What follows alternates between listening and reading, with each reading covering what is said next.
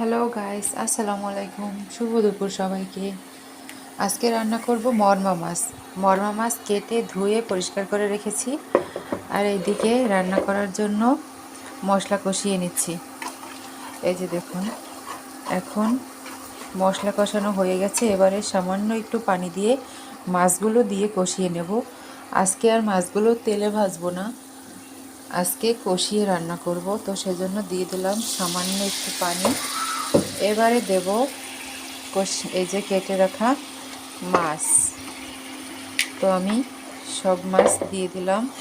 এবারে বেশ ভালোভাবে নেড়ে চেড়ে কষিয়ে নেব।